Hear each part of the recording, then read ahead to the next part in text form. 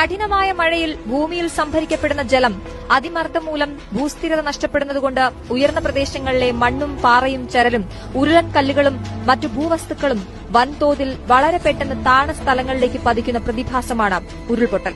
മഴക്കാലത്താണ് ഈ പ്രതിഭാസം സംഭവിക്കുന്നത്. കനത്ത മഴ പെയ്യുമ്പോൾ സംഭരണശേഷിയിൽ കൂടുതൽ വെള്ളം മണ്ണിലേക്കിറങ്ങും. ഭൂഗർഭജലത്തിന്റെ അളവ് കൂടുന്നതനുസരിച്ച് മണ്ണിനടിയിൽ മർദ്ദം വർദ്ധിക്കുന്നു. ഈ മർദ്ദത്തിന്റെ ഫലമായി വെള്ളം പുറത്തേക്ക് ശക്തിയിൽ കുതിച്ചൊഴുകുന്നു.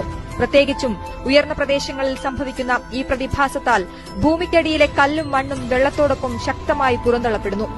ഇതിനൊപ്പം ഇളകിയ പാറകളും കടപുഴകിയ മരങ്ങളും ഒഴുകുന്ന വഴികളിലെ വീടുകളും കൃഷിസ്ഥലങ്ങളും നശിക്കുന്നു. ഏകദേശം 22 ഡിഗ്രിക്ക് മുകളിൽ ചെരിവുള്ള മലമ്പ്രദേശങ്ങളിലാണ് ഉരുൾപൊട്ടൽ ഉണ്ടാകാൻ സാധ്യത കൂടുതൽ. മണ്ണിടിച്ചു നീക്കുന്നതും പാറകൾ പൊട്ടിച്ചെടുക്കുന്നതും ഉരുൾപൊട്ടലിന് കാരണമാകും. മനുഷ്യന്റെ അശാസ്ത്രീയമായ പ്രകൃതിയോടുള്ള ഇടപെടലാണ് ഉരുൾപൊട്ടലിന് പ്രധാന കാരണം. കേരളത്തിൽ 95% ഉരുൾപൊട്ടൽ മനുഷ്യനിർമ്മിതമാണെന്നാണ് റിപ്പോർട്ടുകൾ പറയുന്നത്. വനനശീകരണം, അശാസ്ത്രീയമായ വനവൽക്കരണവും ഉരുൾപൊട്ടലിന് കാരണമാകുന്നു. പാറകളിലുണ്ടാകുന്ന വിള്ളലുകൾ, മരങ്ങളും പാറകളും മണ്ണും സ്വാഭാവികമായ അവസ്ഥയിൽ നിൽക്കാത്ത അവസ്ഥ, മണ്ണുകളുടെയും മരങ്ങളുടെയും വഴുതിപ്പോക്ക്, കല്ലുകളുടെ ബലഹീനത, ചെങ്കുത്തായ സ്ഥലങ്ങൾ എന്നിവ മഴക്കാലങ്ങളിൽ ഉരുൾപൊട്ടലിന് കാരണമാകുന്നു.